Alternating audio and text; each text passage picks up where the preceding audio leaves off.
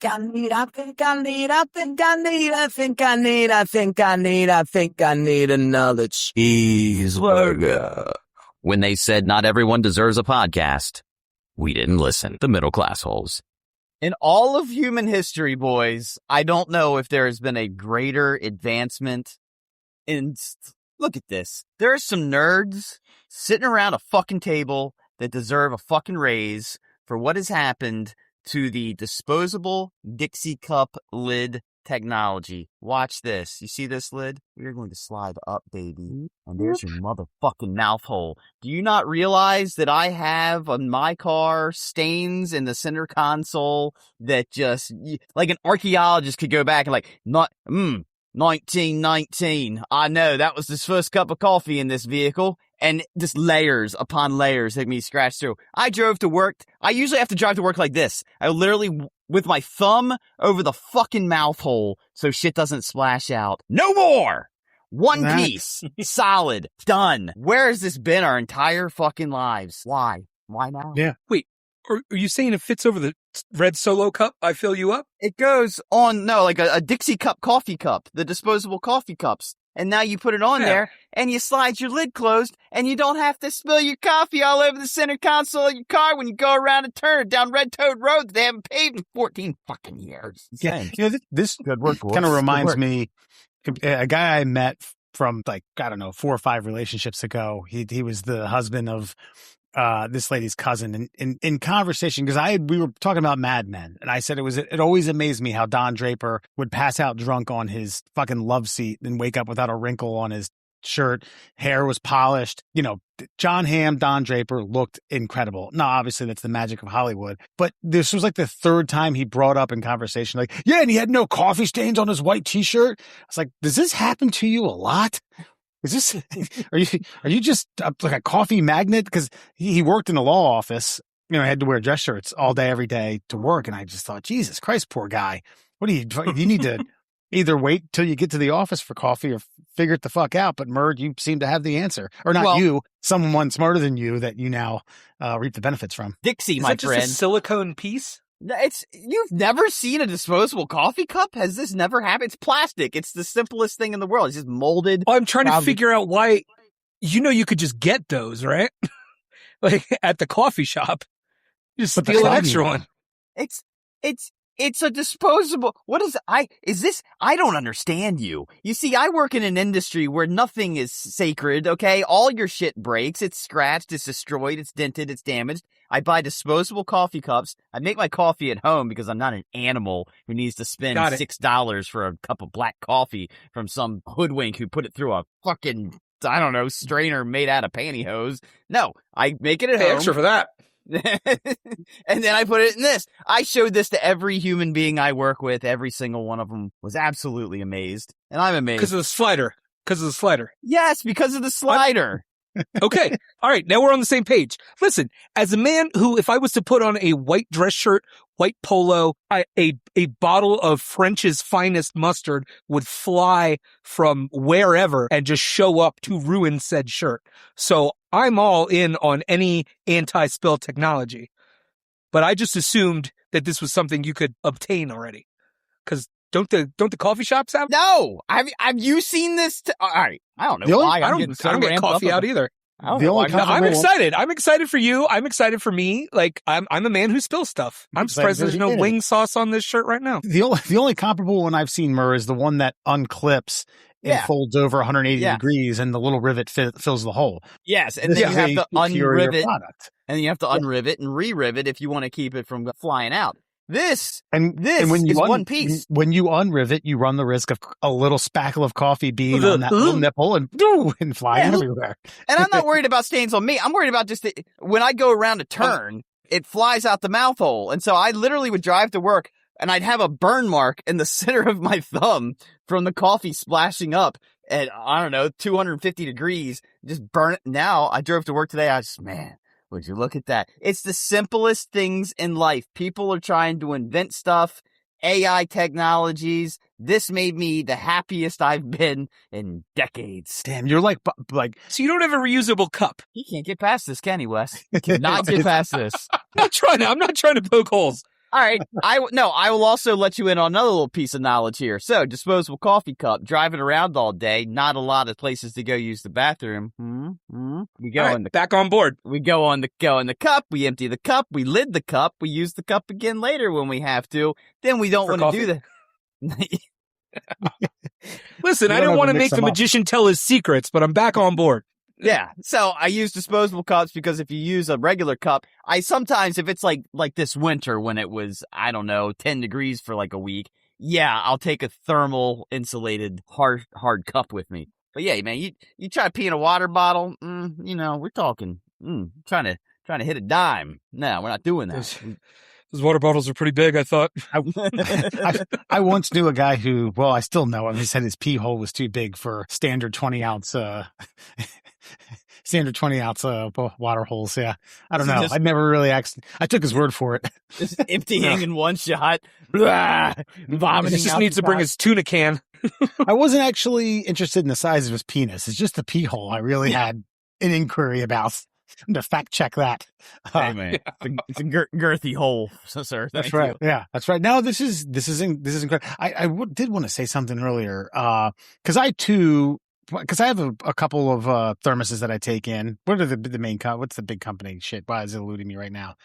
The one Stanley?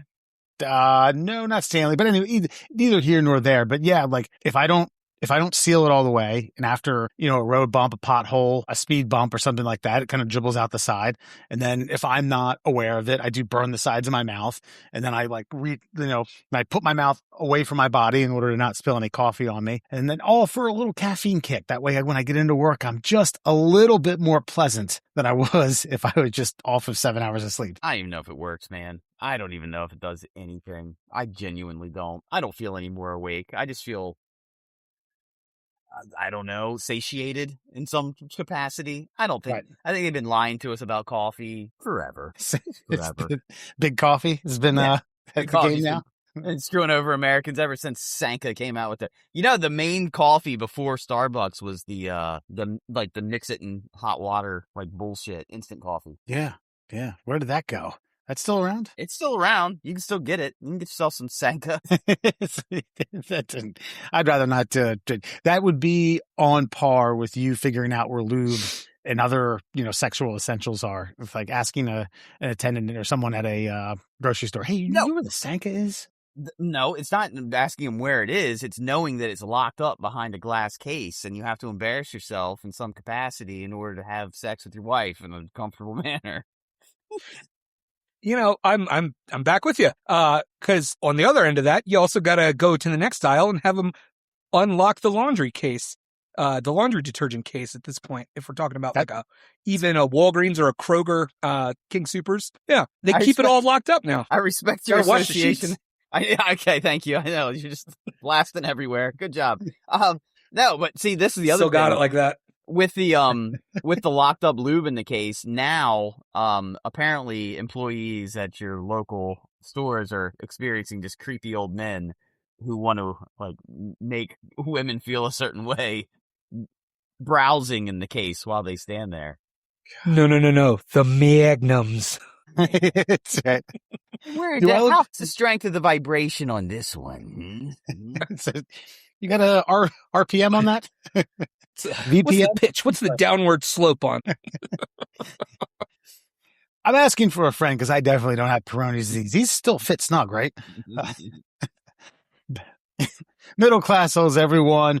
Murphax man. That's got a new moniker now. Fox man. O'Reilly joining us from Denver, Colorado, I still presume, right? Yeah. For the time, bunker undisclosed, or to, where did they used to say, Undertaker was from? Parts unknown. That's right. Where's that? Parts Ultimate unknown. Warrior. Later on Death Valley. Then I don't know what it was in the American Badass. We got an action-packed show tonight. Murr has a friend or foe about urinating in your vehicle. Yuck, yuck. We have a little bit of a sports recap, Fun Fact Friday, and then before you go, a police chief in New Jersey who let his department just absolutely run rampant with hijinks that any workplace environment is going to shit can him and then anyone else associated with it.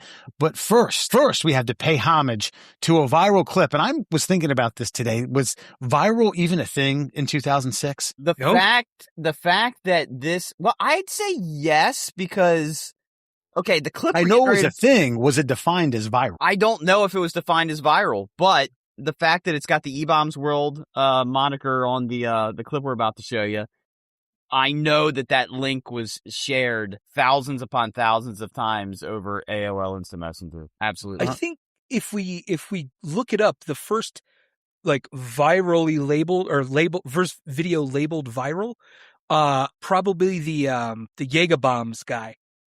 Jaeger bombs. Yeah. Jaeger bombs. Oh, I was thinking that Chocolate Rain guy. He was a pretty big YouTube sensation. But I don't know when the term viral became like the synonymous phrase for a video that is blowing up.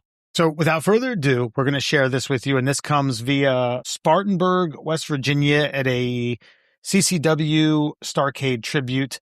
And our old man, Dave Mills, takes the microphone. Darn it. Had to sync it up. I messed it up. Sorry, guys. Next question, Jeff. Where are you? Right there. Yeah. I just want to thank each and every one of y'all for all you've done to your bodies. It's still real to me, damn it. I mean, thank you. Man. Thank y'all guys. Y'all are awesome. Thank you so much, Mr. Fuck, for saying what needed to be said. I don't want to see it. I don't want to listen. Some syncing issues there. Apologies. Riverside doesn't do audio as well. And thank you, La Parka, for joining us, or La Parka 3 or 2 or LA Parka with the strut. Again, thinking about this long, probably more than I thought should have today. What does this guy think 20 years after the fact? If he were to join the podcast, what would we ask him? How old was he during that? What, 38? 37, he going on 55. And I think it also, go ahead. I'll ask more questions as we go. I was going to say, depending on, what holler they were doing that down in, that might be a hard, Southern 28. Yeah, I agree. 100%. Might be coal country. I think Mountain Dew and chicken wings might age him a minute. That's right. Father Time hasn't been so good to you. It does pluck a little bit of a heartstring. We, as wrestling fans, me with my Steiner Brothers shirt on, and O'Reilly with his La Parka hat on, and Murray, we've talked ad nauseum about. There it is. The his words do pluck a heartstring. You know what I mean? It for the deep down wrestling fan, I get it. I don't. I laugh at the guy, but I admire his fortitude to put himself out there and get so worked up emotionally to cry in front of Terry Funk and Jim Cornette and Bobby Eaton and, a who's who of wrestling. I think Mick Foley's there too. And there is, O'Reilly, you're up, but like there is a line in the wrestling sands of, I guess, pre-screw job, post-screw job, real, admitting it's not real. And so that poor guy, imagine that. It's like Santa Claus took his beard off in front of him, like before he unwrapped his presents. That's what happened to this guy. It's the thin veil. It's the thin veil. You know what I mean? Because we'll go, the screw job era can be a dividing line, but there's also when Vince Jr. took over for Vince and started conglomerating all the territories, right? Because you could have a little more suspension of disbelief, right, back in the day, because this was everybody from your town would be going to this. This is like before, people had TVs, not before people had TVs, but before it was like everybody's in front of the fucking TV every night of the week. You know what I mean? This is like back in the day in the South, like the territories were respected. You know what I mean? From the podcasts that we've listened to about, wrestling history, blah, blah, blah. The territories were very, very respected, cut and dry. It's like if you go, into somebody else's, you got to announce yourself, stuff like that. And it was a real big blow, I guess, to a lot of smaller leagues when Vince started conglomerating, picking everybody up, and then everybody turned into kind of like a feeder for the WWF, and then we went to WWE. We went into the 90s, the Attitude Era, and it was like, yes, it was real. After the screw job, it was like, boom, the whole veil is off, and here we are. So, and this guy probably like grew up like going to these like small like arena shows, like in a high school gym, but that was like the big thing in that town that weekend. Yeah, I mean, they still do, like, there are still smaller promotions. Actually, smaller promotions are getting bigger. I think the more that people are becoming disenfranchised with the television products. But no. Agreed. But Wes, I know you have a good history of like the NWA and early WCW. I'm really good with WWE, WWF. Like, what you sum his emotions up. Like, as a normal person that his world didn't shatter around him, you sum up your stance on wrestling. I don't know if I had this conversation with my father, but I do think at some point, once all the imaginative things that were told to me when I was growing up, my parents didn't necessarily like have this sit down moment like, hey, Easter Bunny, Tooth Fairy, Santa Claus, all that stuff's bullshit. You kind of figure it out. And at a certain point, I'm still watching wrestling. And I think at some point my dad's like, hey, that stuff's not real. I was like, yeah, but I don't care. I still enjoy it. I still want to believe that what's going on is real. And I think that guy probably never emotionally got over that fucking hurdle and then got his chance and got the microphone and saw some of his heroes before him had the opportunity to speak and emotions just overcame him. And that's fucking beautiful, man. I mean, it's funny. It's worth laughing at. And I still say it. I still like, it's still real to me, damn it. But I salute the guy in the fact that, at 11, 12, 13, maybe 14, if you were a little less immature, a little immature. But at some point, you got to start realizing, like, okay, if you watched a boxing match or an MMA match or something like that, and I think that guy just, I don't think he had that in mind. I think he probably wanted to sign off with that, like, hey, it's still real to me, guys, and hold the mic up and pass it along, and then bam, yeah, and also again.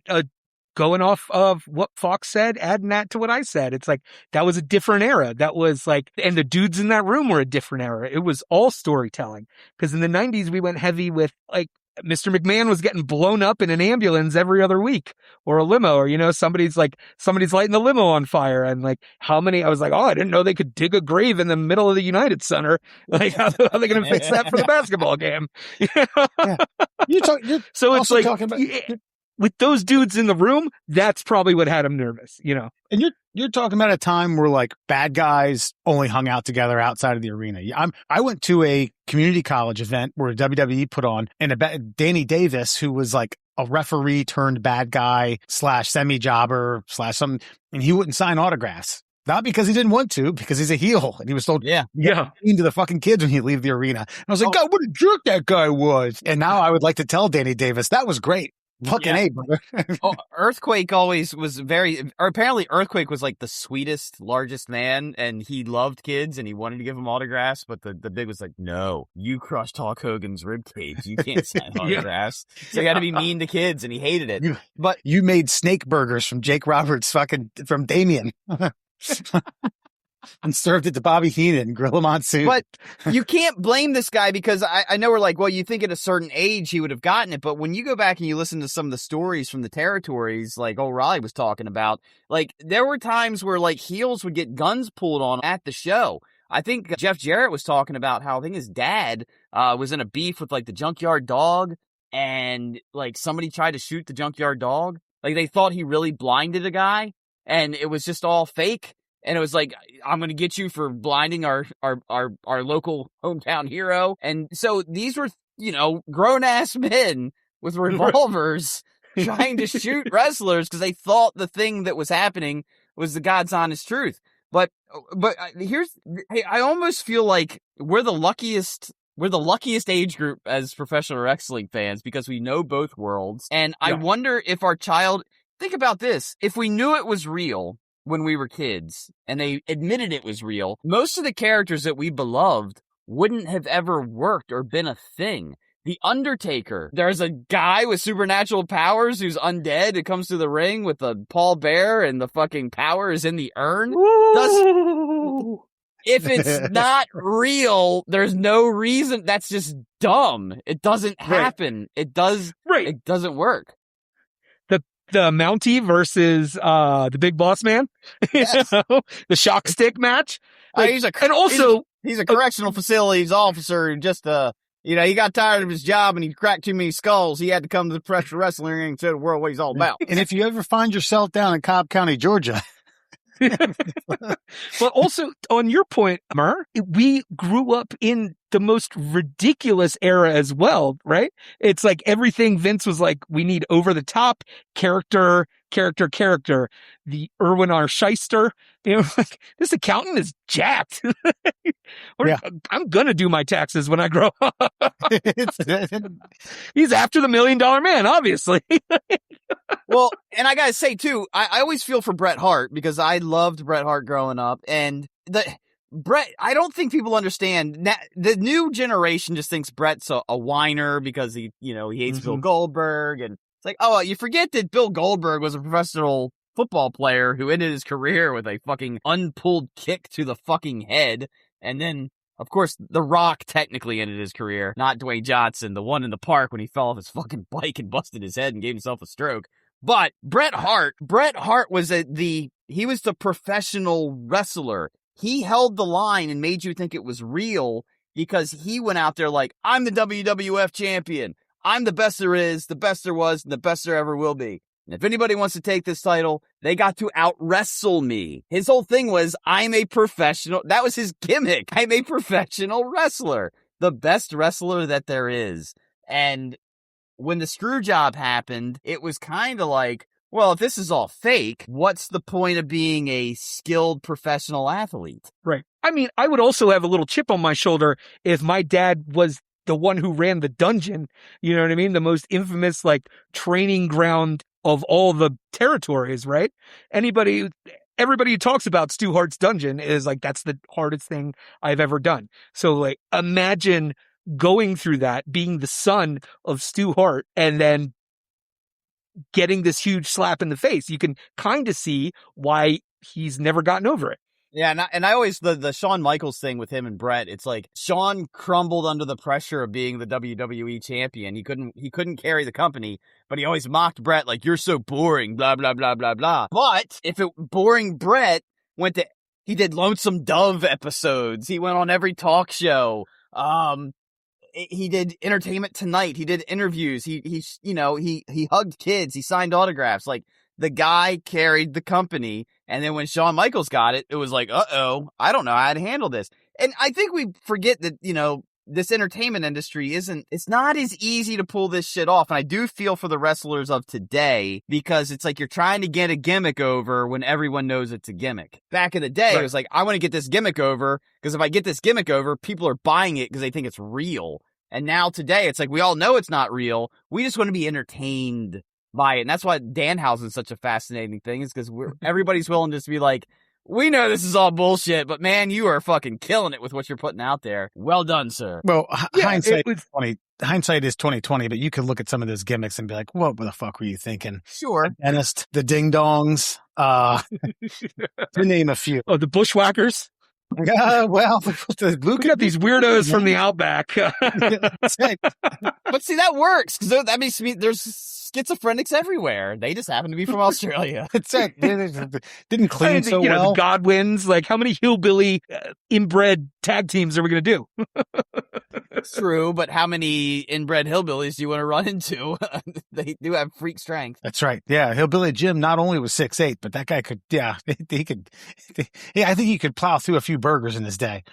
No disrespect to Hillbilly Jims. So we're talking about the old era where everybody respected kayfabe, and for, you kids who didn't get wedgies or give wedgies in middle school, kayfabe is keeping up your character. Like, if you're a good guy, you're a good guy all the time. If you're a bad guy, you're not signing autographs and you're a jerk to people in the grocery store, right? Macho Man Randy Savage, my spirit animal, was notoriously known for staying in character all the time. Yeah. And what I wanted to add to this, to put a capper on this, was like tie it all back, right? So this guy, I had said earlier, was Sorry, crying. You're accidentally doing Macho Man the whole time. You're like, tie it all back.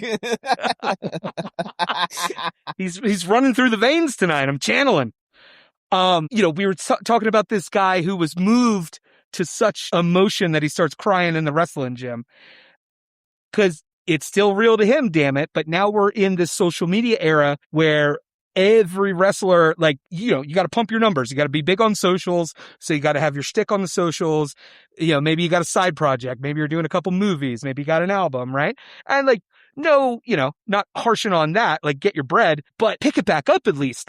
Start some beefs, on Twitter, throw some shade on, TikTok, whatever, but a little bit of kayfabe would be nice. I don't want to see, if Alexa Bliss is doing the haunted doll shtick, it'd be a little creepy. I don't need a sing-along from Brian Cabrera. Yeah. Well, geez, that's a name I haven't heard in goddamn decades. But the one thing I will add, though, when the McMahon character came out, Mr. McMahon, and then you had Stone Cold, it still worked because it was you just broke wrestling, and then Steve Austin came and was like, I don't give a goddamn about wrestling. I don't like you. I'm going to beat my boss up because he's a dick and he fucked everything up. And so I think everybody, and then and that was only a 5-year period with Austin.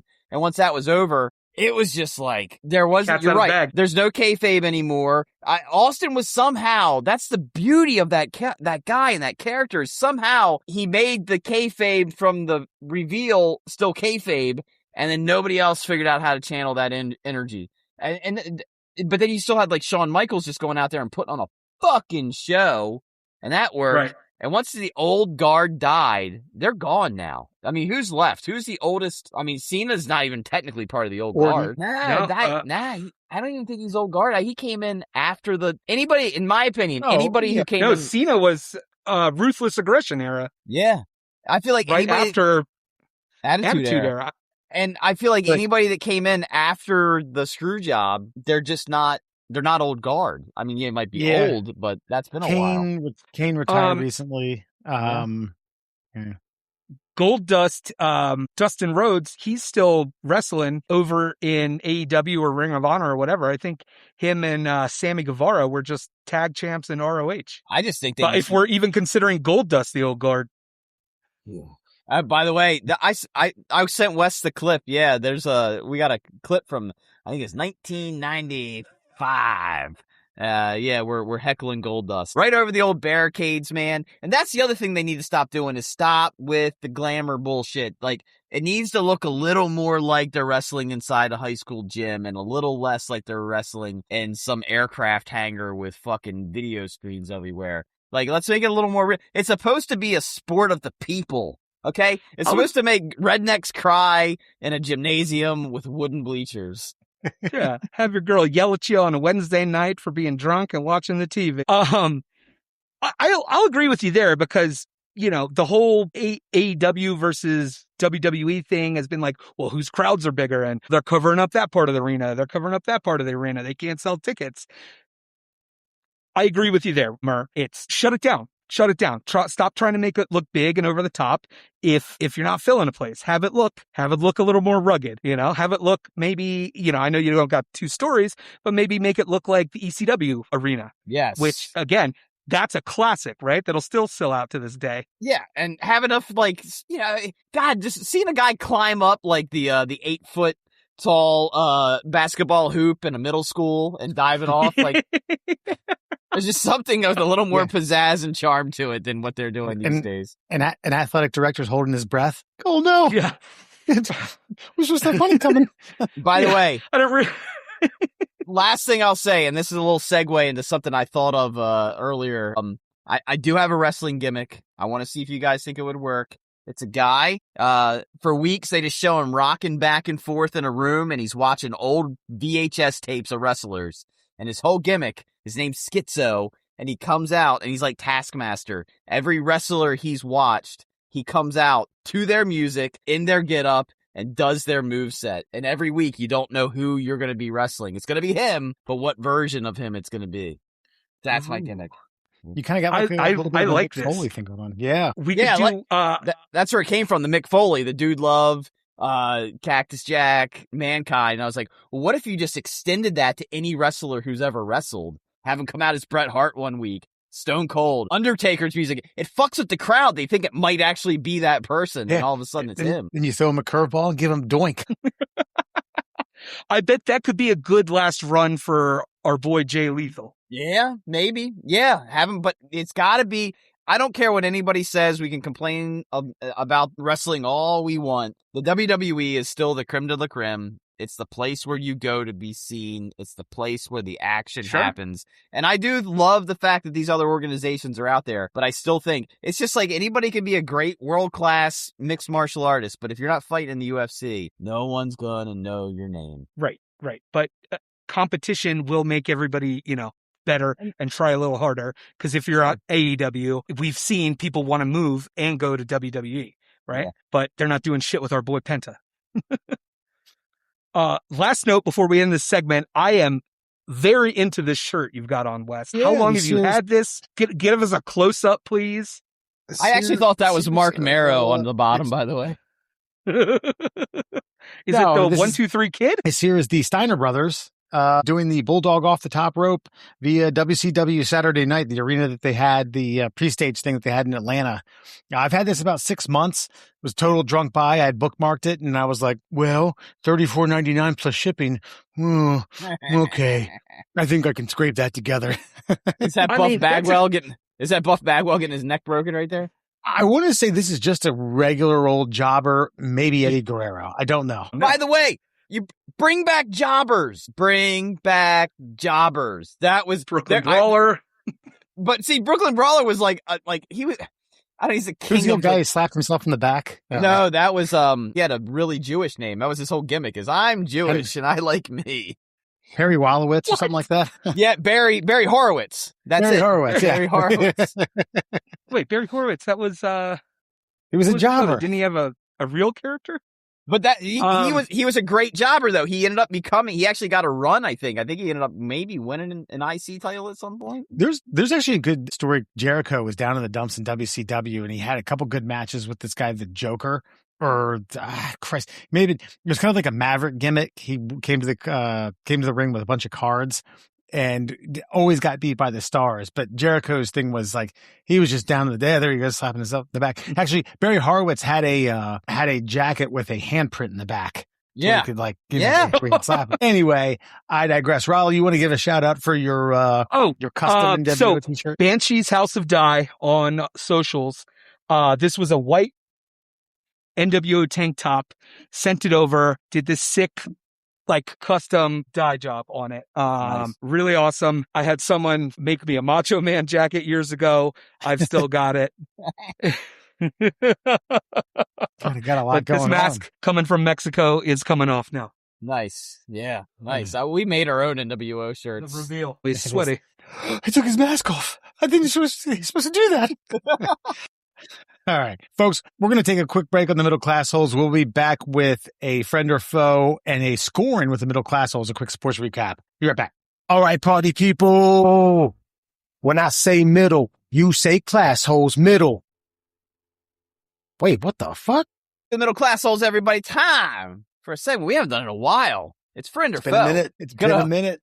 Gonna read a news story to you, see if you agree or disagree, friend or foe. And tonight's story comes out of the great land of China. Chinese car makers, Cirrus, they are going to potentially be creating a vehicle with in-vehicle toilet that slides out from underneath the passenger seat for visits to the loo while on the road. The feature is meant to satisfy users' toilet needs on long journeys while camping or staying in the car. Cirrus, based in southwest city of Chongqing, they say that the loo will come with a fan and an exhaust pipe to channel odors out of the car. Waste is collected in a tank that has to be emptied manually. The toilet also features rotating heating elements that evaporate urine and dries other waste When not in use, the toilet is concealed underneath the seat, making full use of the space inside the car without requiring any more room or modification. So, friend or foe? Are you for or against toilets in cars? Friend is yes. We live in an era where cars go further, you travel longer, nobody wants to get off the highway, nobody wants to stop. It's kind of disgusting, maybe, but it makes sense for the journey. Or foe? No, I don't need somebody pooping in my car while I'm driving down the street. And I don't know if this influences you or not, but voice command, you say, give me the toilet, and the seat opens up from underneath your nether regions. Raleigh, for your first friend or foe, what say you? I'm going to go friend, just like I did last time. Friend, why? First of all, yes, I will agree with all the practical reasons. For a road trip, this is better than, waiting for old Seabass to kick the door in the middle of nowhere. This is, better than any sketchy middle of nowhere toilet or no toilet at all and having to pull off on the side. Practically, practicality wise, utilitarian wise, I love it. I love a road trip. If I didn't have to get out, great. We're making better time. And you know what? We like to make good time. But from a purely consumer little kid standpoint, I think we've all been wanting this since the first time we heard about, the legendary lazy boy that has a toilet in it, which, probably not a real thing, but I think maybe we saw it in a Married with Children or, some sitcom from the 90s. Maybe one of us had used it in a business class for an invention, got a decent grade on the project. But yeah, as a man who's always wanted the lazy boy with the toilet in it, I will take a Toyota Tacoma with a bidet that sings to me. Yeah, I'm gonna say the professor takes mercy on you and gives you a C+ for ingenuity, but shitty presentation. So you put your penis right here, it goes in, and you don't have to leave the lazy boy. And as an extra one, I got a beer projector to you. Shoots it right in your hand. Look at that thing. I just keep drinking and peeing all day. I think, it's weird. I don't know if this gives you the details within the article. Ooh. Is this driver only? Do you know? No, it's passenger only, which is another point I was gonna get to, but go ahead, lay it on. Yeah, I feel as though there was a movie called Clear History. Have you guys seen that? It's Larry David on HBO. Yeah, and he quote unquote invents this, but it's for the driver only and it's for guys only. And John Hamm has to break the news to him like, it's half the consumers. Women can't use it. It's a fucking shitty invention. And he's like, no, but look, the tube fits right around your penis. And you can pee while you're driving. And it makes total sense. It's just I'm gonna have to foe it until I see it. These prototypes, I don't know, man. Like, what is it? Some sort of like vacuum you open up? Does it turn your seat into a porta-john? Does half your seat just go in somewhere else and then you're sitting on like somewhat of a porta pot and you piss and then it comes back out? Is it a tube? Where does this go? Where's the splatter? I just feel as though there's some sanitary questions that I have around my car. Not that I drive the cleanest car around the block, but I don't know, man. It just seems kind of funky. I'll agree with Wes on that one point I didn't think of, because if, like you said, it's got the automatic voice controlled open and the automatic voice control closed. Gentlemen, as we're getting older, things are hanging lower. I can't have my sorry I'm late, boss. My my car ate my balls. My balls got caught in my car toilet. Yeah. Yeah. This may be good for my friend with the pee hole that was too big for the 20-ounce opener, but circa 2002, wasn't necessarily thinking. We just pulled over on the side at 695. Drunk, not me, the driver. I'm only going to foe it because it's on the passenger side. I feel like the point would be for the driver to just be able to keep going steady as she goes. You have a road trip yourself, a 6-hour, you got to get from, let's say, Baltimore, Maryland to Columbus, Ohio, or Chicago. Chicago's 10 hours. Not saying you want to do that in one swoop, but Chris, you're going to take a piss break 3 or 4 times. I mean, I get it. I guess you could hop over to the passenger side, but then what is the point of the voice activation and all this? I also have questions about, so does your passenger, who you're like, all right, strap in, we ain't stopping. Like, hold on. Let me get my pants and underwear off before we start this trek. You know what I mean? Because what's then the point of the voice activation? Because you're going to have to disrobe before you say, open the loo, as the story continuously refers to. And I got two other points I want to make. One, I don't know if as a driver, if I want to see my boy like, hey man, I'm going to take a piss. And that's regardless of how this technology works. Fuck you, man. And two, if it's kids in the back seat, they're going to fuck with it. They're going to make this thing malfunction. Toilet open, toilet close, toilet open, toilet close, toilet open, toilet close. Oh, what? One more thing to break and one more thing to fix. That's true. Yes. And and it is probably going to up the price of the vehicle. But I mean, I guess if you've got that kind of money to buy a car that has an automatic fucking toilet in it, you're not really concerned about dollars and cents. I don't think anybody in the Phantom is going to be taking a shit. You know, I think this is more econo van. This is just like the tour bus. Only, damn it. That's a good point. Is the people who use its taste and bank account is so low that it just you're wrong. Right product, wrong market, and so there's a balancing act that needs to happen there that's not going to be available. And I'll tell you, I'll friend the theory, but I'm changing the product. Yes, because it's better to have. It's better to have. Yeah, this is a tough one because it's kind of better to have. Who doesn't want to pee when they're on a road trip? Or if you got explosive diarrhea and you don't have a choice, like. I mean, you can't blast ass on the side of the highway. You picked the wrong roller dog. God, that would make for a friend story for a lifetime. True. Your grandchildren are going to be talking about that. Hey, remember when you're in the back passenger seat and you fucking diarrhea shat in the middle of the car trip? Oh God, and we could all hear it.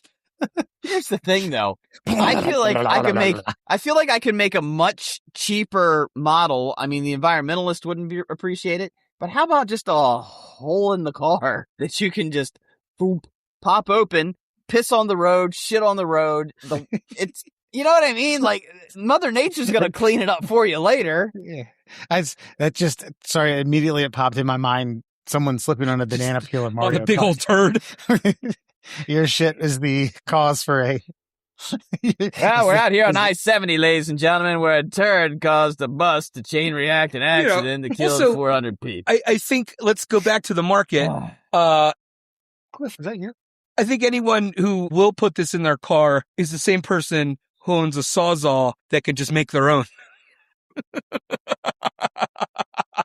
Yes. Yeah, and you're right. Listen, McGinney, Raleigh, you're right. Listen, someone is going to get the specs on this. And then you're going to get a DIY on TikTok. Like, fuck that. Watch this.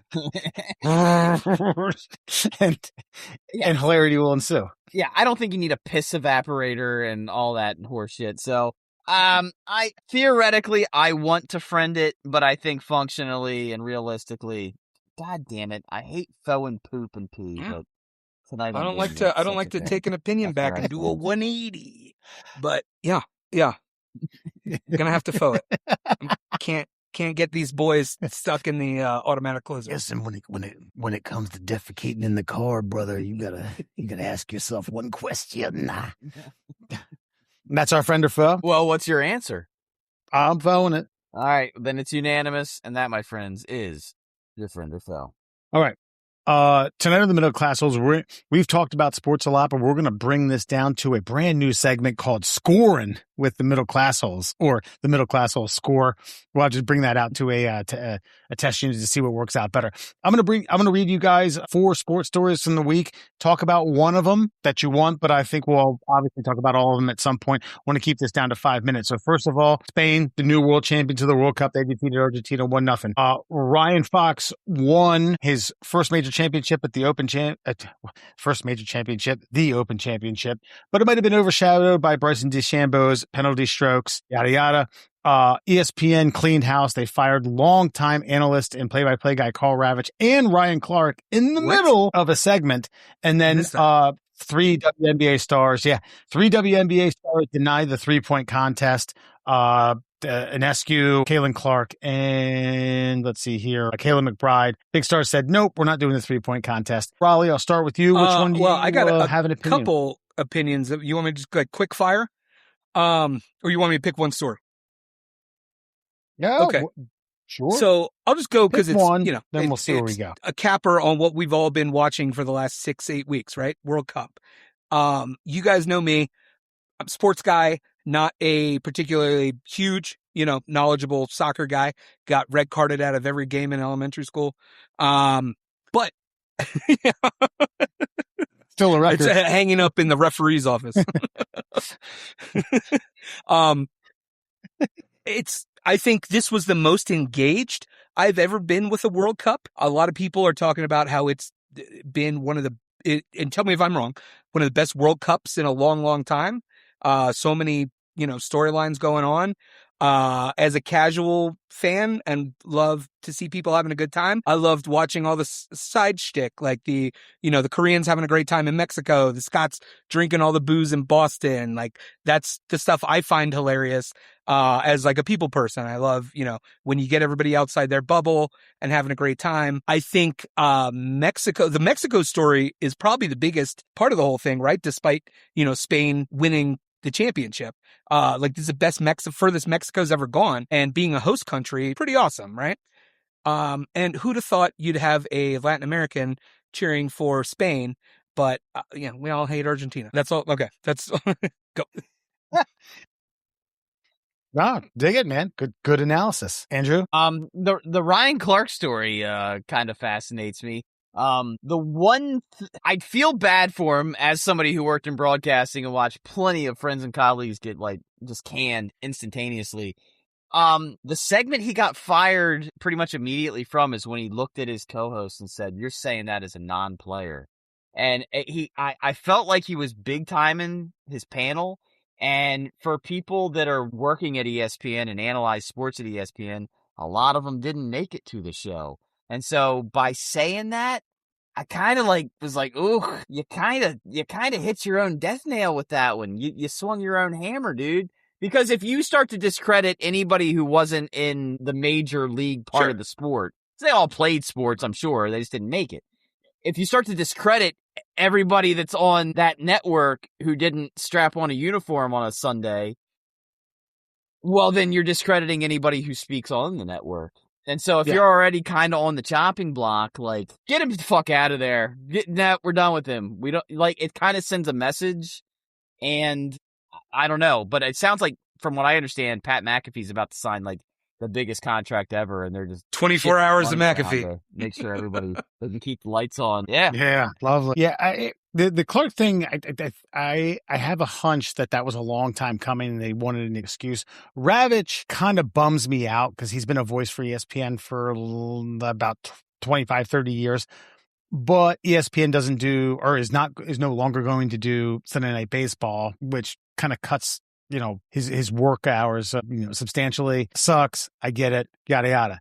The one I wanted to get on, since you guys didn't pick it, DeChambeau overshadowing Ryan Fox winning the Open. For those of you who don't know, he was assessed a 2-stroke penalty for improving his lie, which he trampled down a bunch of grass when he went to hit a ball. The thing is, I get it, because he finished his round. Then they made him go back to the 14th hole and explain to him, and then he defended himself. What I don't like is then the excessive whining. I'm not going to play Saturday and Sunday. I'm going to get fucking Donald Trump on this. It's like, come on, man. I get it. You're upset.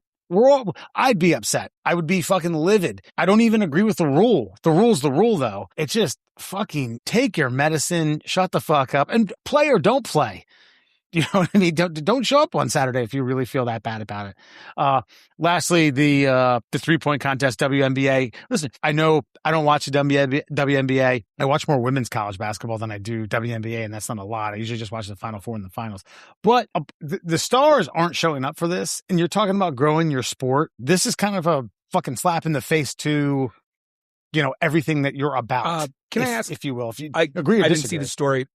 Did something happen, or are they just like, no, we're not going, we're going to save ourselves for regular games? So it's the equivalent to like NBA when they do the All-Star weekend where they have the 3-point contest and the dunk contest. They They got the biggest stars. They invited the biggest stars, the WNBA brass, Caitlin Clark, Sabrina Ionescu, and Kayla McBride, who are three of the biggest stars and three of the best. So I guess I'm asking, did something happen? Like, is this like a protesting thing? No. They're just not going to do it? No, just said, no, just don't want to do it. Sorry. I'll say this. The only one I'll defend is Caitlin Clark because they don't fucking like her. I don't know why. I don't understand. The WNBA has, like, they got all this pop because of this one person, and they have just fucking shit the bed every way they can. Like, I was actually kind of excited to watch some of these, at least, like, the Fever games, like, a year or two ago. And now I'm just like, I mean, I see all the things. I see, like, the choke on the ground, all the fucking hard fouls and all this.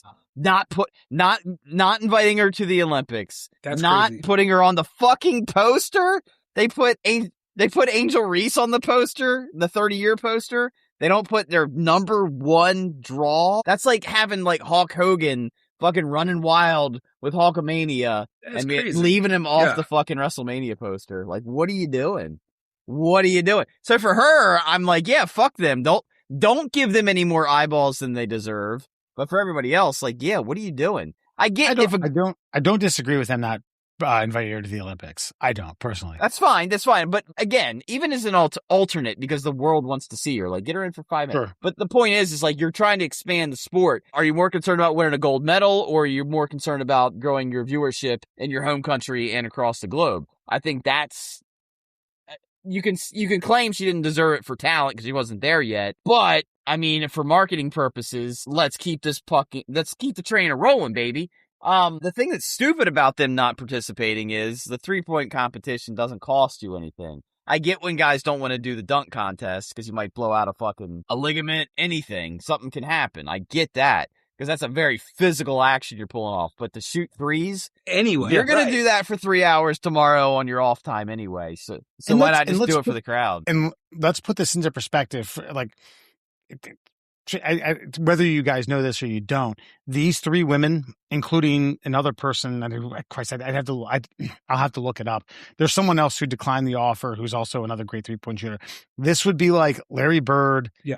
Steph Curry, Reggie Miller, and Ray Allen that. competing in a 3-point competition with the talent. This isn't like, hey, they're stars and they're kind of good 3-point shooters. These are 4 of the best 3-point shooters that the women's game has ever seen. Right. Yes. I don't know. I've kind of figured that it's been a long weekend. I have to play tomorrow, and I don't know if I want to be in this 3-point competition. Sorry. Yeah.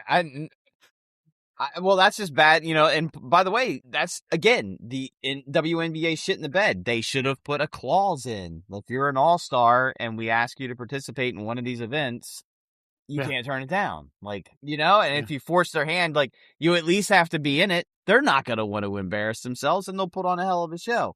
And Caitlin Clark, I mean, I've seen the threes that chick drains, man. Like, good God. I mean, if she wasn't guarded by the men, I mean, I'd put her up against any man in the NBA for, like, 3-point accuracy any which way. Yeah.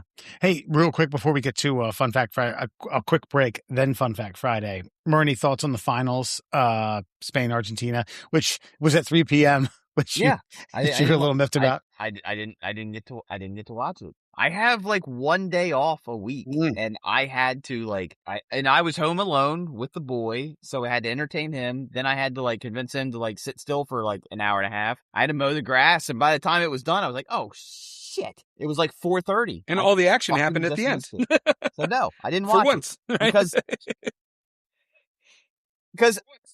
Because Raleigh, my whole bitch was they played it early for the European market when it was in my home fucking country where the time zone worked for me, and they elected to do it at a time that didn't work for me when they could have easily put it on at least pre-prime time. They could have put it on at 6, maybe even 7 o'clock. That's not even that big a stretch for Europe. And nope, couldn't do that. I wanted to drink beer and watch the game and go to bed drunk. I'll agree with you there. I'll agree with you there because, and I guess this is also just the diehards here who, you got to find that one soccer bar in your town that'll open at 6, 7 a.m. when the game is right or the club is on. But I'll agree with you. We're hosting over in our time zone. You guys get up a little early or stay up a little late, right? I think that would have done a lot more for markets here, for bars here. Like, were there people out? yes, like I left one bar that was packed, right? But that's a sports bar. Went to a brewery, plenty of seats, but it was also, and again, casual fan. I was going back and forth talking to some friends. And then when I heard someone, I'd run in. So yeah, but again, if I had anything else to do other than nothing, I wouldn't have been able to watch on a Sunday, cause again, that's when we do stuff, right? Laundry, groceries, lawn, so I'm with you there, Mur. Yeah. Thank you. But I do agree with you though. I think the group stage was the most entertaining part of the whole tournament. Teams that shouldn't have played above their heads did, all the culture, experiencing the entirety of North America. That was at first I was like, why don't we just get it? Why does Canada and Mexico get it too? And then I saw everybody like enjoying the fuck out of themselves, and I was like, well done. FIFA did something right for once. Which brings selfishly, I want to say this. So the next World Cup, Argentina, Uruguay, and Paraguay are going to host centennial ceremonial matches, 100 years of the World Cup, 1930, 2030. And then everything is going to migrate over the Atlantic to Morocco, Spain, Portugal for all the other matches. And that's fine. At this point, I agree with it. Like especially like the expanded group stage, more matches, the infrastructure, you got to have more stadiums, you got to have more travel, you got to have more hotels. I really do think they ought to bring this back to the States sooner rather than later, man. Don't wait another fucking 30 some odd years. Yeah. I mean, I think by combining countries like that, I think you do regions, do hemispheres, like do it hemispherically. Yes. Like global regions, like, because, I mean, Europe can host an entire, like, instead of trying to, like, force one country to have enough stadiums to control it, be like, all right, fine, we're going to do the UK, France, Germany, Spain, Portugal. Like, have games all over there. Because they're easy to travel to, as long as everybody's got their, passports and shit. And then, I don't know, do an Asian one. Send them down to, I don't know, the Philippines. And Korea, Japan, Taiwan, China. Well, Taiwan is China, remember? I thought they broke off. Well, it's not. It's an international incident that John Cena has lived, by the way. America's diplomat. It's called Chinese Taipei is what it's actually. Yeah, and they're good in the Little League World Series. I understand. Yes, I'm familiar. Yeah, but do it regionally, and then you can kind of rotate a little bit faster and get it back here quicker. Right, because it would only take 12 years. Back to what we were saying about the culture. Raleigh, you're right. Like everybody just bopping around, like instead of everybody just bopping in England, they're bopping in England, France. Wherever else, Spain, right? So you're mixing it up even more. I think the more mixed up, the more fun. People it's like, okay, we're not just fish and chipping for, the whole time. And especially in Europe, probably, I'd say probably a little easier if you're just, or a little lighter on the wallet if you're just taking a Ryanair flight somewhere. You can go to the other country, come back to that country, catch a game in the other country, very affordable. Oh, absolutely. I'd go for the Freaky Deaky Dutch. I'd stay there. Take your post too. Can I make one last comment to the Ryan Clark thing? Bayless and Coward all the time are always mocked for never playing professional sports, right? So to your point earlier, was there something deeper going on with the Ryan Clark thing? That's tough to say. I mean, ESPN is never going to divulge those details. I mean, like I've never heard like a guy like Tim Kirchin, who probably hasn't played baseball since he was in high school, say something like that about another colleague. I don't know. All I know is not necessarily unprecedented. I think it's happened once before, but he was there. They cut to something else that was out of the studio. Then he wasn't there. Yeah.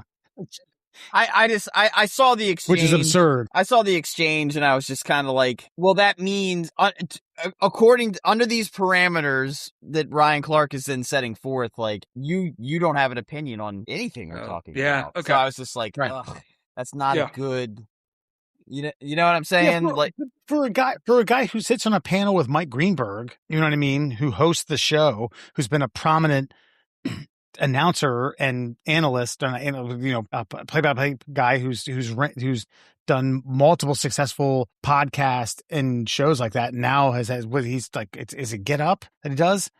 right? Yes, it is Get Up. Okay, I don't watch sports television anymore, buddy. I'm not talking about the Peter North video that you're familiar with from 1994. He said this to Greenberg. I'm talking about the show on ESPN. Okay. No, but I'm talking about like Greenberg. No, it wasn't Greenberg. Sure. But I'm talking about like a guy like Greenberg who hosts the show. No one's going to say that to him. You're right. Yeah. Maybe you shouldn't have picked on a colleague like that. Yeah. But I also know he's been doing I guess he has a podcast too, and he's been doing a lot more like so is Stephen A. And I don't know. There could be. Stephen A. Yeah, I know, but Stephen A. Yeah, he's a lot higher. Look, yeah, I don't always like Stephen A. But he's talk about kayfabe. Stephen A. Smith is a professional wrestler with no boots on, and he does it well. Speaking of which, bring back managers. Yes. Stephen A. would be a great one. Damn right he would. I want to be a manager. I'm always want to go find our local wrestling place. Listen, I can talk on a mic. Let me manage your dumbest guy in the back. Give me the biggest guy. I'll ride on his back like Master Blaster from fucking Mad Max. And his big MCW, listen up. Murr wants in. I can get up ringside. Rocky Mountain Pro, listen up. Raleigh wants in. I'll bring my own gear.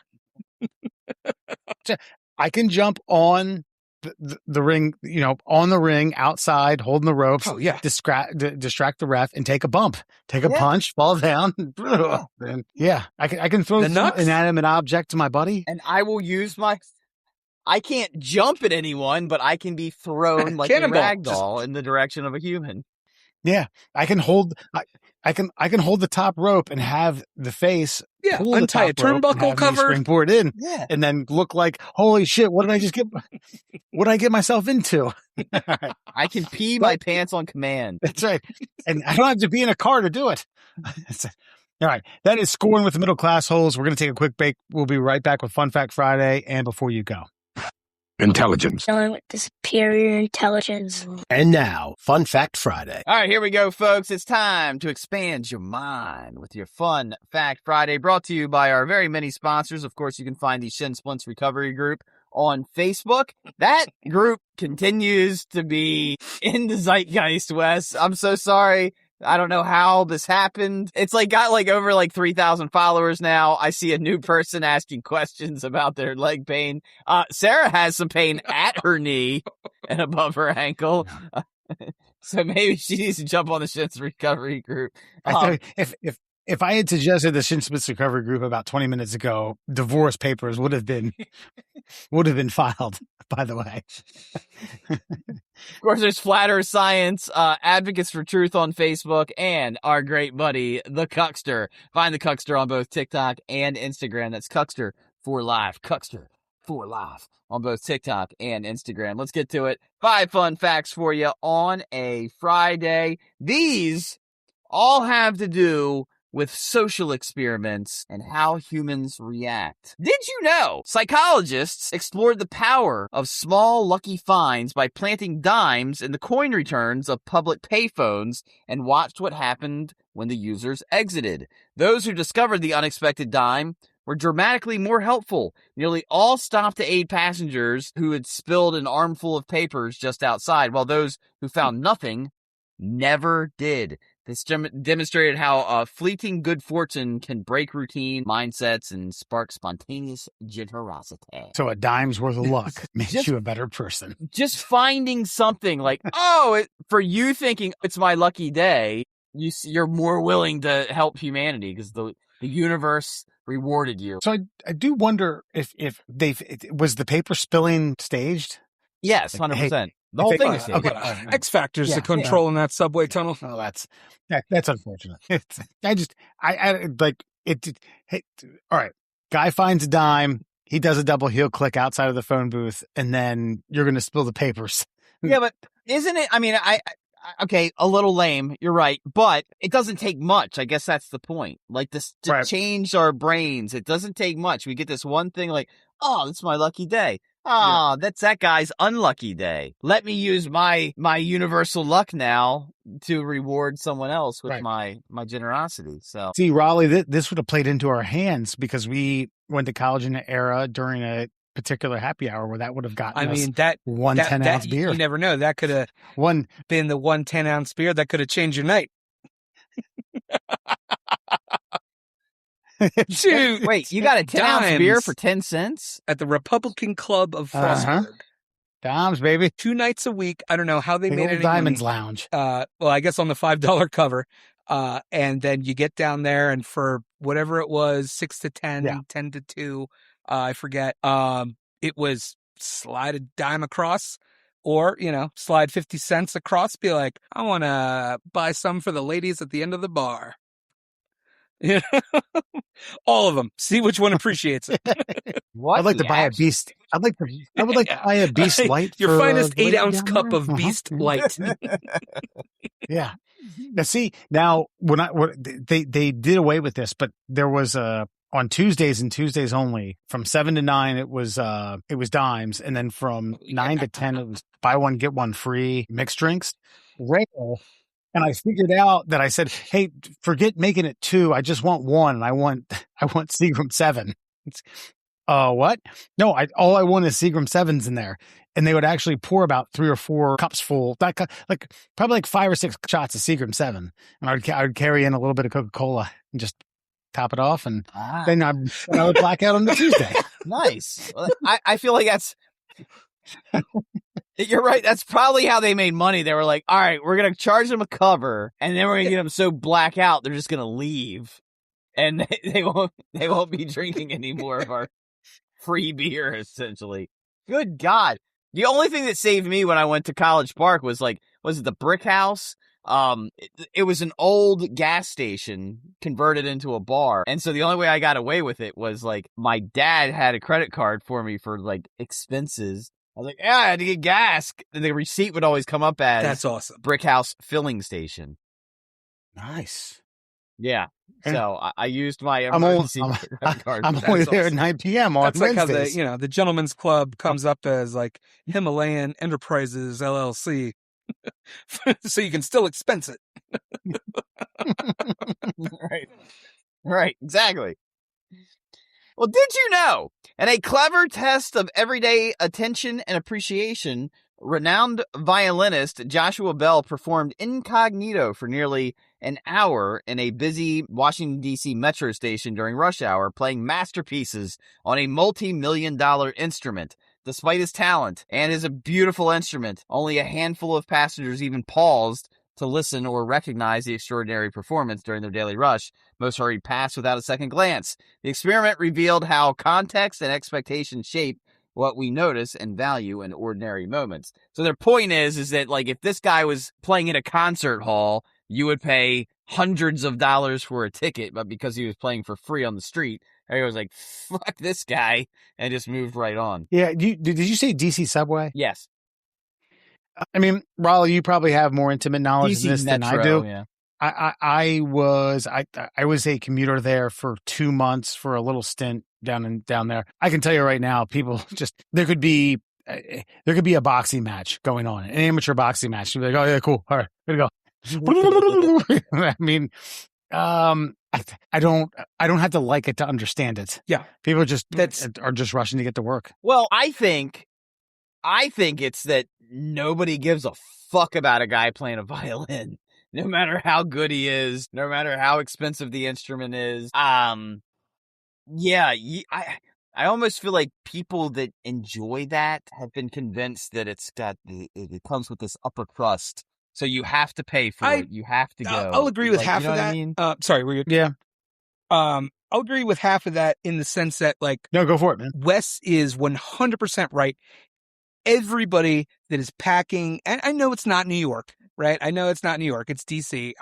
But still, everybody that's on that train, and if they're doing it during rush hour, whether it's morning rush hour, afternoon rush hour, everybody's on a mission. You're either coming from or going to a job, and you're lucky if you like that job, right? And the DC Metro is the place that you will learn to walk on the right, get out of the way, speed it up, fella. And so, like Wes said, I don't care if they're handing out $20 bills. I got to go to work. I got to get the hell out of this tunnel and go somewhere else. People are busy, but put it in, put it down near the mall, put it in Chinatown outside the MCI Center. And, people stop and watch, just like, in maybe Louisiana's not a good example because that's a music city, and that could very well be the next whoever right down there because everybody's talented down there. But like, put him in a city square, and people have time to watch. Get him out of the metro; he's taking up space. Yeah,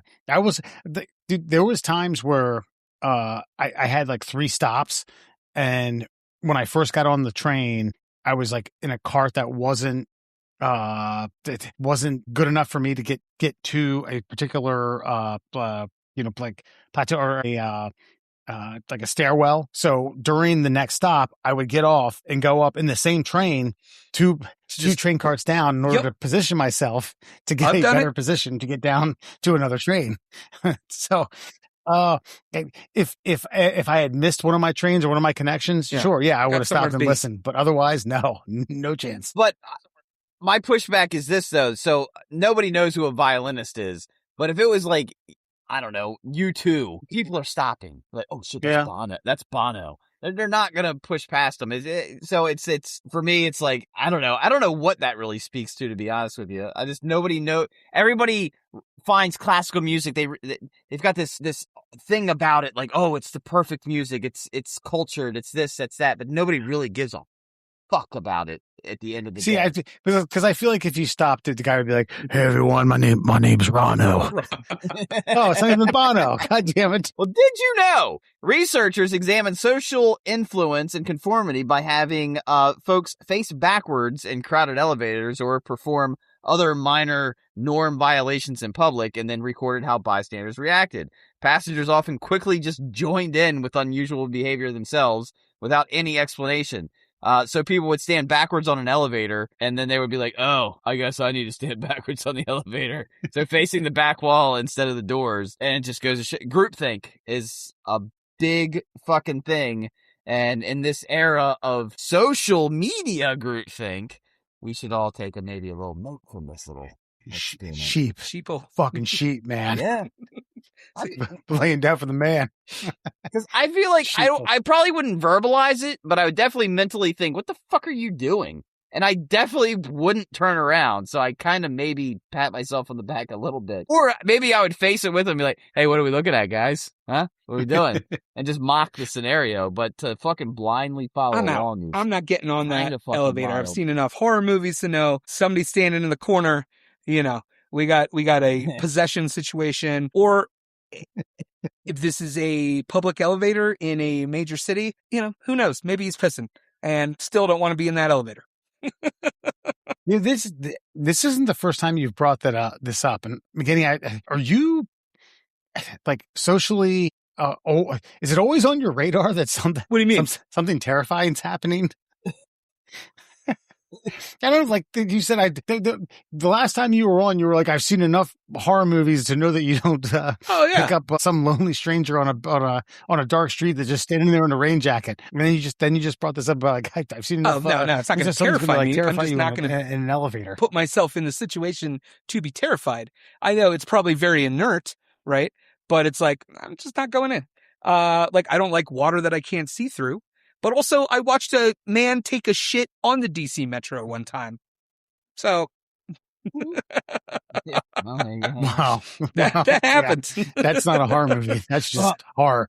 But where I will, I'm gonna stick up for O'Reilly here because, like, is it likely to ever happen? No, but. Head on a swivel. When it does occur, he's the one that gets to cross his arm and be like, I told you. Better to have it and not need I'm it, alive right? and you're not. And you're a news story. 100%. Always be prepared, baby. I kind of feel like that at my age, I usually, if I'm walking and I have to fart, I stop because now at my age, there's like about a less than 1% chance that I'm going to poop my pants. And I don't even take that chance anymore. Yeah, we'll say, okay, 2.5. Okay, word. But I don't even take that chance anymore. I stop and I fart and I go along my way. My insanity is I always keep string and paper clips in my car. They're universally. Like M. Night Shyamalan thing. It's something. In case I need to fix something with like very, like, you know what I mean? I always keep a thing of paper clips and a thing of like twine or string, like where it's in my bag, it's in my car, it's everything I carry. I've got that on me. I need to fix something. MacGyver? I don't know. Maybe I watched way too much. I'll MacGyver stick up for you here. I've got various 50 feet lengths of paracord and rope in different, in a go bag, in a first aid kit, in the car. Cause and they've come in handy in situations, but like, I don't know, as a Boy Scout, it was like drilled in my head, 50 feet of rope anytime you go into the woods. I'm like, okay. That might be the next wrestling character. The Boy Scout, always be prepared. By the way, I don't want to do that, but fucking Kurt Angle. God damn it. Anyway, moving on. Drink your milk. I'm going to glaze over this one actually because it's kind of similar to some of the ones we've already done here. Did you know, in a classic Cookies for Kindness field experiment, researchers gave unsuspecting shoppers free cookies in a mall and then observed how the small positive surprise affected their willingness to help strangers. They did another thing where somebody actually accidentally dropped papers and blah, blah, blah. The people with the cookies helped. People with no cookies did not help. Yeah. Yeah, and if you want to brush through this, I'll add one thing. When someone does that to me, I always say, "What's the catch?" Just like the elevator. What are you selling? What are you selling? What do you got? Is this a poop dollar? Is this a poop cookie? Yeah. That guy didn't really drop his shit. He didn't drop those papers. Files they gave me a I'm cookie. Put my hands on any files. I'm gonna watch him pick them up. Days. Yeah. I was an asshole before the cookie. I'm an asshole now. Files. That's a good point. I can litigate. And finally, and this is my favorite one, did you know psychologists from Université Caccalacatta in Milan tested whether an unexpected event could make people kinder by sending Batman into the subway. A female researcher wearing a prosthetic belly to appear pregnant aboard a Milan metro car as the control was set into this experiment where they had her standing up. There was a man in a full Batman costume on the other end of the train. People only offered the woman their seat 37% of the time without Batman present, but with Batman present, 67% of them gave their seat up to the pregnant woman. I thought for a second I was going to say the Italians are coming for you, but fucking maybe we need to send a little Doge action over to the universities there. What is this experiment? Yeah, and that university as well. By the way, we're going to have to repeat that. I'm fascinated. This is out of Milan, you said? Yes. I love the fact that there's no red tape that has to be cut through 1,000 fucking times to perform an experiment where Batman stands on a train.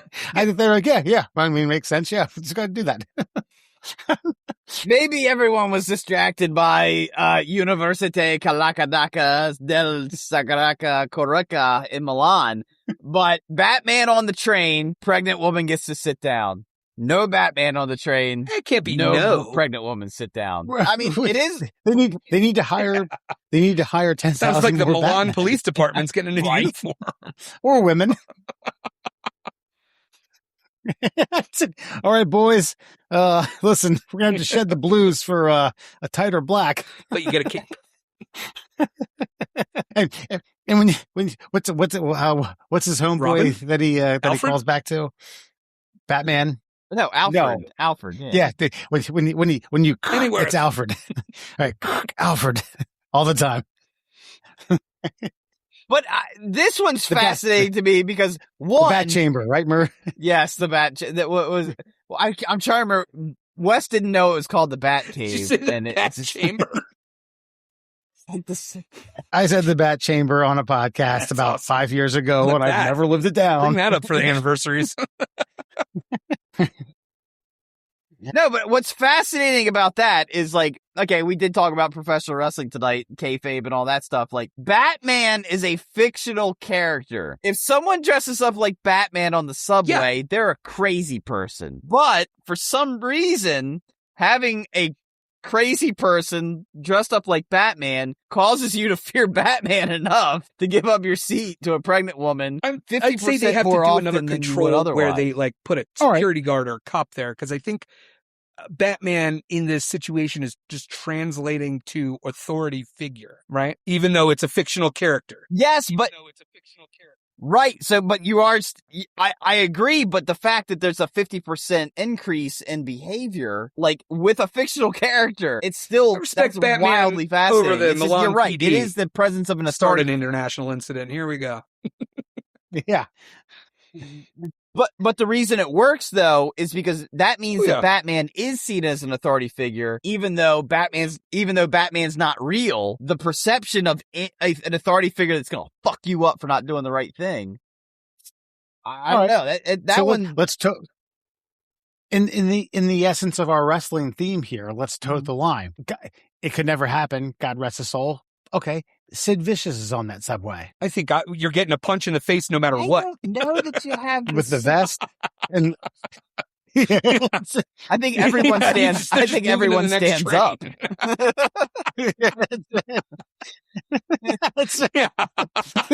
That cart's empty. Taking a power bomb. Power bomb on the way to work. But right. I think also, whether it's Sid Vicious, whether it's a guy in a Batman suit, they go right in the same bucket as the guy who's standing backwards in the elevator. I want nothing to do with him. And not from a scared perspective. I don't have the time. Right. I know, but I think it's kind of wild that it makes you more compassionate. Because obviously you have to have this inner sense of like, I'm not doing the right thing if I don't perform this action. And so like it's I don't know. I don't know what the psychology behind it truly is. It's the symbol of like, what Batman, like everybody knows Batman, right? Whether you're casual, whether, you're a comic book dork, everybody knows Batman, right? And you can like glean that like, or at least you can glean something from the multiple movies that have been out. Like you can't tell me you haven't seen one, right? So it's like, oh yeah, there's like, maybe I'll do something nice because it's like, I see this symbol of, justice, right? Maybe it's that simple. I don't know. Yeah. I think it's as simple as like, Batman. Agreed. Take it to that. Yeah. Right. Well, how about this then? Okay. We can rough the numbers in as much as we want because we're just spitballing here, but you said it went from 33 to 66% roughly. Yeah. 37 to 67. Okay. What if Robin was there? That would drop. Yeah. That would drop, right? Have Robin give up his seat. Yeah.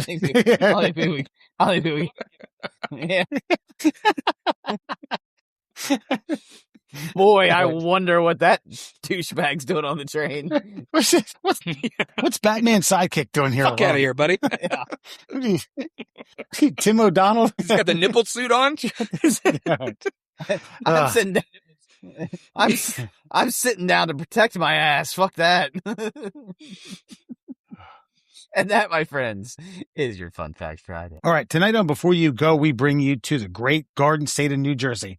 New Jersey police chief has been accused by 5 of his officers of turning the department into, quote, an animal house, rife with harassment against his employees, including incidents of him defecating on the office floor, spiking the office coffee pot with Adderall and Viagra, and jabbing one of his officers with his penis. In his penis with a hypodermic needle. Chief Robert Farley, no relation to Chris Farley. What's that? Chris. A veteran of the North Bergen Police Department is also accused of harassing officers outside of the office by sending packages containing sex toys and gay pride flags to their homes, as well as retaliating against them by denying promotions and assigning officers to the night shift, according to notices to sue that the officers have submitted to the township of North Bergen. So basically, this Wahoo created a TV funhouse in his own department. Your thoughts? Did hilarity ensue? Did this guy find a job anywhere? Is this someplace you work? Is this a good work environment? This sounds like a Michael Scott mixed with Super Troopers situation, and it was only funny to him. Right. But you know my stance on the police force, so maybe they all deserved it. Well, it was only 5 people that raised a stink about that. I think there were other people who were like, "Yeah, this is great. We get to poop. We get to." Nah, I'm pretty sure they were scared shitless of this guy, and they didn't want to reap the repercussions of like whatever. Dude, he was lighting off okay. He was lighting off firecrackers underneath their chairs while they were working. That's kind of tame and kind of lame. The one that I don't know, that this can't be made up. Apparently, he dropped trowel in the middle of the office and shit on the floor in front of his employees. Like, yeah, what's the problem? Alpha. Yeah, this guy's protecting and serving, man.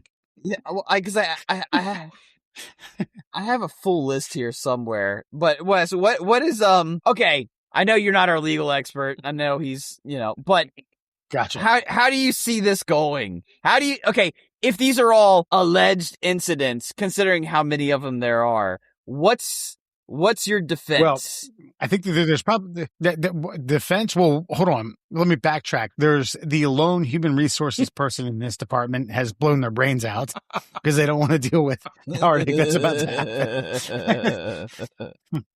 And secondly, I don't like spiking the office pot with the office coffee pot with Adderall and Viagra.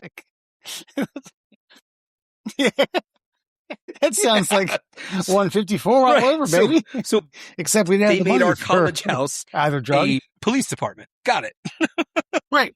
Yeah. Right. I mean, what are the numbers? Did clearances go up? Crime rate around this area. If clearances went up, then maybe he had a leg to stand on. Yeah. What was the break and entering statistics on the North Bergen area? Yeah. What was traffic jams like? We're going to need the numbers. Let's get to the hard hitting questions. We want to talk about defecating, Viagra, and sexual harassment. That's all that matters. Was the town safe? I'm gonna go through a quick list, and I'm just gonna go thumbs up, thumbs down. Putting ink on door handles, thumbs up. Setting off car alarms, thumbs up. Leaving crumbs on desks, thumbs up. Putting hot sauce in the microwave to create fumes that were similar to pepper spray throughout the office. It's a real Dennis the Menace. Down on that. Oh, you're going thumbs up on that one. Okay. Dennis the Menace. Shaving body hair onto people. Shaving his body hair. The old gorilla mask? People. The old Abe Lincoln? It also means that he's going around, he's popped the top, had to unbutton the captain's shirt and then get a shoulder down there. Scraping fluids from underwear. What and spreading it onto people. It means like, I think I sharted my pants. Let me get my credit card out and fucking he's hitting them with the duck butter. Yes. Good dirty fun. Okay, as we said, defecating on the floor in front of staff. Listen, I'm saying they deserved it. I'm saying all thumbs up. It's gotta be done. Yeah. Listen, is he a motivator? Come on. Bob Knight used to do this to people. His team. And Indiana won 3 national championships. Leaving his poop on the bathroom floor for people to step in. Yeah. All right, so his eyesight wasn't so good. Couldn't see the ball. Let's see. You already got to the spiking the coffee. Does it say what was in the needle? Needle, Jesus. Not that it matters, but I'm interested. Jamming people with the needle? Generally just okay. I'm gonna have to go sideways on that. Yeah. I think basically they found out the Bic pen didn't do so well, so they went to needles. Like needle from an evidence bag. Evidence. I mean, we've already gone over the rest of them, but exposing himself to the office and making inappropriate comments coming out of the bathroom. So I imagine it was one of those smaller, like Berg departments where the bathroom is right up against the bullpen, so he's just probably got the door open, yapping from the bowl. I mean, where is Batman when you need him? Jesus Christ. Excuse me. I do wonder, like, did this go on so long that he thought, this had to have gone on for a long fun period will of never time. end. I'm good. I'll never get caught. Yeah. You don't get away with, you get away with one of these. You're like, all right, let's do this one. Oh, I got that one out. Let's do this. Then you got to one up yourself. He's like fucking jackass with fucking dudes with blocks and tasers. You didn't say anything about taser shenanigans. You would have think that would have been right up there.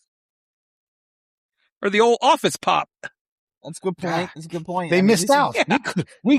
We could have been there. He had to draw the line somewhere.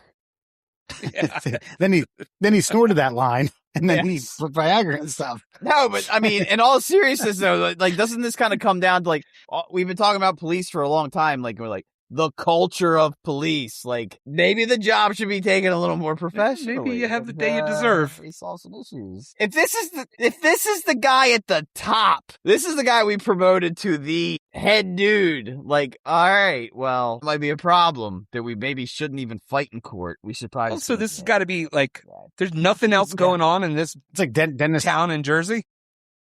And remember, folks, Yeah. Ryan Clark Yeah. got fired in the Like, middle of a segment. They're not sitting on top of Satrials, waiting for somebody to come out of the deli. Like, they don't have shit to do. Just more against the Italians. All at Yeah. I remember. I'm picturing Dennis Leary from Who's the Man.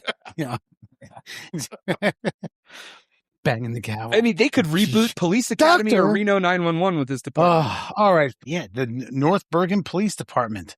Right there. Psh, that's good. Boot goofing. All right. Book it. Murr, you know some people. What am I doing? Yeah, you're calling your execs. No, we got to get the pitch together, and then we all walk into the office. It's, Yes.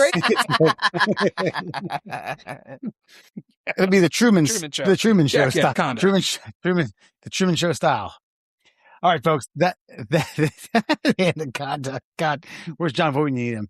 All right, that's all the time we have here on the Middle Classholes. You can find us on all your social media platforms. Let's see if I can do this more. TikTok, YouTube, Instagram, and Facebook at the Middle Classholes. You can email us at Tickle Our Tummies. You can also find us on all your social media platforms: Google Podcasts, Apple Podcasts, and Spotify. Woo! Look at that. Close. You almost got it. Miss. You said social media platforms twice. So anywhere you get your podcasts. Anywhere you can get your podcast, right here at the Middle Classholes.